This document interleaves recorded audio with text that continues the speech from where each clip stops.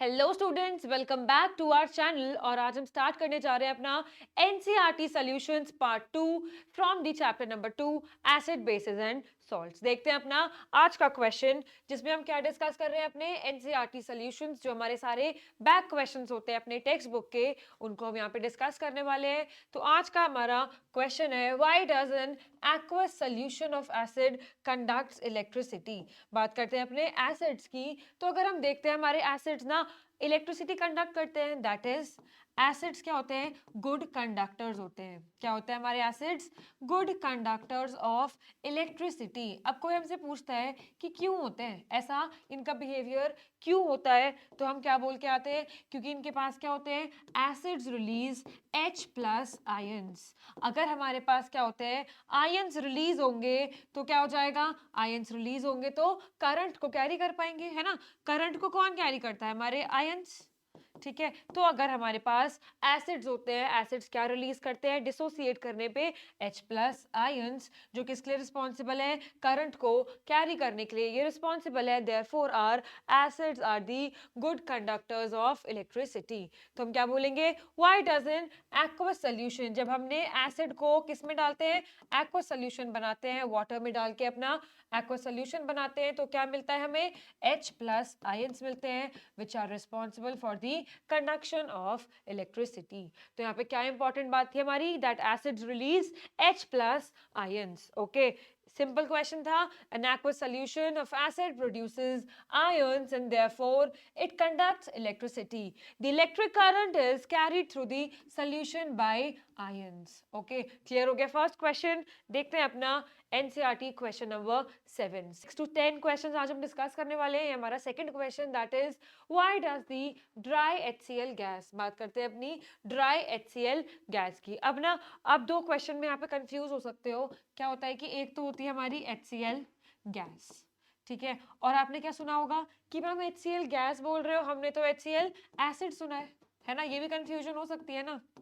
तो क्या ध्यान रखेंगे, ये जो है हमारी HCl गैस, ये क्या है, ये होती है hydrogen chloride gas. This is hydrogen chloride gas and this is hydrochloric acid. This is what, this is hydrochloric acid which is a one of the strong acids। अब क्या होता है, अब होता ये है कि अगर हमारा कोई एसिड है, एसिड है तो क्या रिलीज करता है, हमें पता है एसिड है तो H प्लस आयन रिलीज करेगा। अगर एसिड नहीं है तो यहाँ पे क्या होगा, हाइड्रोजन क्लोराइड गैस है, अभी ये एसिड नहीं है, this is not a acid, क्योंकि ये एक गैस है, एसिड नहीं है। यहाँ पे हमें कोई भी H प्लस आयन नहीं मिलने वाला, कोई भी H प्लस आयन हमें नहीं मिलने वाला। इसलिए जब हम यहाँ पे क्या करते हैं, टेस्ट करने जाते हैं ड्राई लिटमस पेपर पे, किस पे, ड्राई लिटमस पेपर पे जब हम टेस्ट करते हैं तो HCl गैस कोई भी क्या नहीं करता, कोई कलर चेंज शो नहीं करता। There is no colour change because अभी यहाँ पे ये एसिडिक नहीं है। अगर हम क्या करते हैं, मॉइस्ट लिटमस ले लेते हैं, है ना, मॉइस्ट लेंगे तो क्या हो जाएगा, HCl के अंदर एक्वस सोल्यूशन बन जाएगा, और तब ये क्या बन जाता है, तब ये हमारा एसिड बन जाता है। ठीक है, तो यहाँ पे अगर आपको थोड़ी सी भी कंफ्यूजन है, अगर HCl अकेला है तो एसिड नहीं होगा। क्या नहीं होगा, एसिड नहीं होगा, मतलब H प्लस आयन भी नहीं देगा। और एक क्या होगा, गुड कंडक्टर ऑफ इलेक्ट्रिसिटी भी नहीं होगा। बट अगर हमने क्या करा, अगर हमने यहाँ पे क्या ले लिया, HCl एक्वस, ठीक है, अगर यहाँ पे ये सब बातें हैं तो ड्राई लिटमस पेपर पे क्या होगा, कोई भी कलर चेंज नहीं होगा। ड्राई लिटमस पे there will be no colour change. जो हम कलर चेंज देखते हैं from blue to red, from red to blue, क्योंकि HCl एसिड है तो क्या करेगा, ब्लू टू रेड, बट यहाँ पे there is no colour change seen. ठीक है, क्यों, क्योंकि ड्राई लिटमस पेपर था। जब ड्राई लिटमस पेपर था तो HCl गैस ही रहेगा, HCl एसिड नहीं बनेगा, है ना। बट अगर हमने HCl का एक्वस सोल्यूशन ले लिया, अब क्या होगा, अब यहाँ पे ये एसिड बन जाएगा। एक्वस में आते ही ये एसिड की तरह बिहेव करेगा और H प्लस आयंस मिल जाएंगे। आयंस आ गए तो अच्छा वाला कंडक्टर बन जाएगा, करंट को पास कर देगा, और मॉइस्ट लिटमस पेपर भी हम यहाँ पे यूज कर सकते हैं, उस पे भी हमें कलर चेंज दिखाने लग जाएगा। क्लियर हो गई पूरी बात? दो कॉन्सेप्ट थे हमारे यहाँ पे मोस्ट इंपॉर्टेंट। इस पे क्वेश्चंस भी हमारे ना आते ही रहते हैं प्रीवियस ईयर क्वेश्चंस में। क्या होता है कि मॉइस्ट लिटमस पेपर है तो कलर चेंज होगा, ड्राई लिटमस पेपर है तो वहां पे कोई कलर चेंज नहीं होगा। Since the acid is not a acid, it is a hydrogen chloride gas. Okay, so देख लेते हैं इसका एक बार आपका थ्योरी का solution.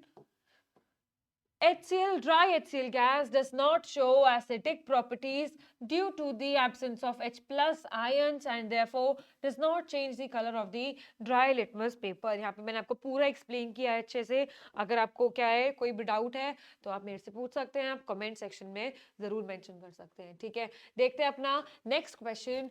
While diluting an acid, why it is recommended that the acid should be added to water and not water to the acid? ये सारे क्वेश्चंस हम अपने प्रीवियर ईयर क्वेश्चन सीरीज में डिस्कस कर चुके हैं।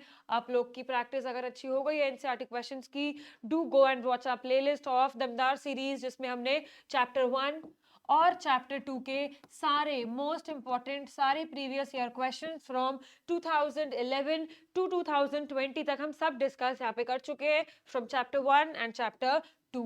तो अब क्या है यहाँ पे, ये सारे कॉन्सेप्ट हमने वहां डिस्कस किए हैं।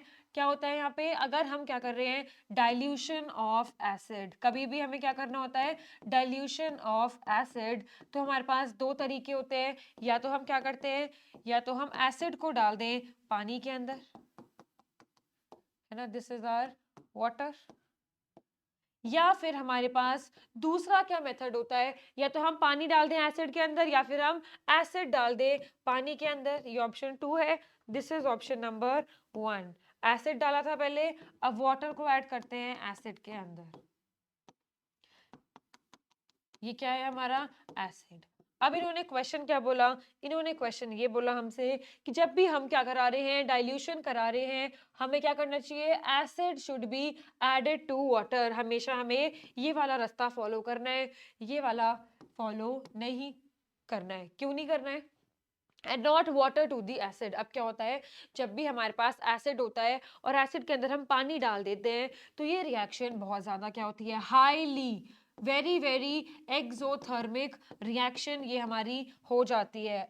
क्या हो जाती है, exothermic, meaning what, meaning that यहाँ पे बहुत सारी हीट हमारी रिलीज हो जाती है। इतनी ज़्यादा ये हमारी एक्सोथर्मिक रिएक्शन होती है कि अगर मैं क्या कर रही हूँ, मैंने एसिड रखा, मैं पानी डाल रही हूँ, तो it will spurt out on my face and it can burn the person doing this dilution. तो हम कभी भी सजेस्ट क्या नहीं करते कि आप वाटर को एसिड में डालें, अदरवाइज आपको क्या करना चाहिए, इससे बेटर आपको हमेशा ये वाला मेथड फॉलो करना है। इसमें क्या होता है, हमने अपना एसिड लेना है थोड़ा सा पिपेट में 10 ml, या थोड़ा थोड़ा करके हम अपना एसिड लेंगे और हम अपनी वाटर बीकर में उसको डाल देंगे और साथ साथ थोड़ा थोड़ा स्टर करते रहेंगे। तो ये मेथड है हमारा जो हम फॉलो अप करने वाले हैं for the dilution of acid. इसको हम नहीं फॉलो करने वाले, ये बहुत ज्यादा एक्सोथर्मिक रिएक्शन है, इतनी हीट रिलीज हो जाती है that it can be very very harmful for the person doing this experiment.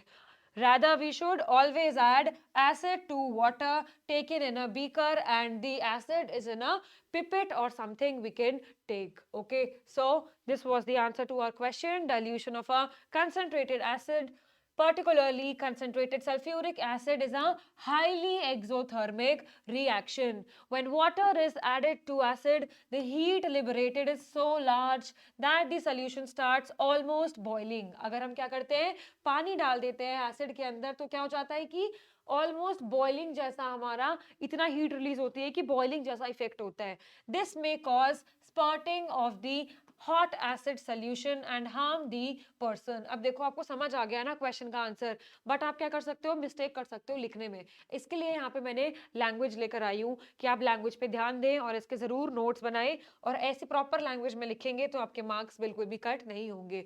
You have to mention यहाँ पे कि हीट बहुत ज्यादा लिबरेट होती है because it is highly exothermic. It may cause spurting of the hot acid solution and may harm the person. Excessive local heating may even break the glass container. That is why concentrated acids are diluted. Okay, तो ये हमारा क्या था, answer था।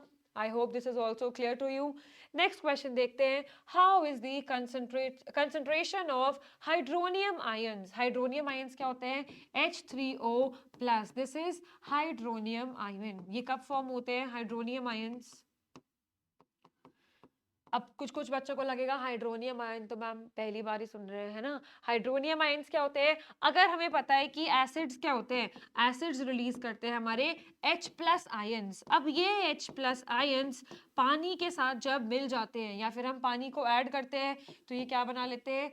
H3O plus. That is called the hydronium ions. Okay, तो how is the concentration. Question पूछ रहा है हमसे, बताओ कंसंट्रेशन में क्या इफेक्ट आएगा अगर हम सोल्यूशन के, एसिड के सोल्यूशन को डाइल्यूट करने लगे. मतलब हमारे पास एसिड का सोल्यूशन है, उसके पास क्या होगा? H प्लस आयन पहले से होगा और हम उसे क्या कर रहे हैं? डाइल्यूट कर रहे हैं. डाइल्यूट कर रहे हैं तो पानी डाल रहे हैं, और अगर पानी के साथ हम डाइल्यूट कर रहे हैं तो क्या इंक्रीज हो जाएगा? H3O प्लस का आयन कंसंट्रेशन इंक्रीज हो जाएगा. तो यहाँ पे क्या होगा? Concentration will increase. किसका? हाइड्रोनियम आयंस का. ठीक है, जितने पहले हमारे प्रेजेंट थे अब उसमें इंक्रीज आ जाएगा, क्योंकि जो H प्लस आ रहे हैं हमारे एसिड से, जो H प्लस आयंस आ रहे हैं वो वाटर के साथ कंबाइन करके हाइड्रोनियम आयन को बना लेंगे और उनका कंसंट्रेशन इंक्रीज कर देंगे. When the solution of acid is diluted, H plus ions are released from the acid to combine with water and H3O ions are increased. Okay, तो आई होप आपको ये वाला क्वेश्चन भी क्लियर हो गया होगा. बेसिक सा क्वेश्चन था, इजी था. Okay, the last question of today session. बात करते हैं अपने लास्ट क्वेश्चन की. How is the concentration of hydroxide ions affected when excess base is dissolved in a solution of sodium hydroxide. अब हमारे पास क्या है? सोडियम हाइड्रोक्साइड है. ये क्या होता है? ये बेस होता है हमारा. हम क्या कर रहे हैं? हम पूछ रहे हैं कि बताओ OH माइनस का कंसंट्रेशन, ये जो है हमारा OH माइनस का कंसंट्रेशन इंक्रीज होगा या डिक्रीज होगा जब हम क्या ऐड करेंगे? Excess base. बेस का अमाउंट हम इंक्रीज करते जाएंगे. तो पहले से हमारे पास OH माइनस था ही, बेस क्या देगा? बेस भी अपना OH माइनस आयन ही देगा. तो क्या हो जाएगा? ओवरऑल हमारा OH माइनस आयन का कंसंट्रेशन क्या हो जाएगा? इंक्रीज हो जाएगा. क्यों? क्योंकि हम बेस ऐड कर रहे हैं. बेस क्या देता है? OH माइनस, और हमने क्या? OH माइनस का कंसंट्रेशन ही बढ़ा दिया, बेस भी OH माइनस आयन देगा. तो क्या हो जाएगा? ओवरऑल हमारा कंसंट्रेशन इंक्रीज हो जाएगा. That is OH minus ion concentration increases with the concentration of NaOH and reaches a limiting value. एक बहुत ज्यादा मैक्सिमम वैल्यू वो अटेन कर लेता है. ठीक है, तो ये सारे क्वेश्चन हमारे आज आयंस के ऊपर थे. तो मिलेंगे अपने नेक्स्ट सेशन में जहां हम डिस्कस करेंगे आगे के next 5 questions in our part 3. Till then, stay tuned with our channel and I will see you in the next video. Thank you so much.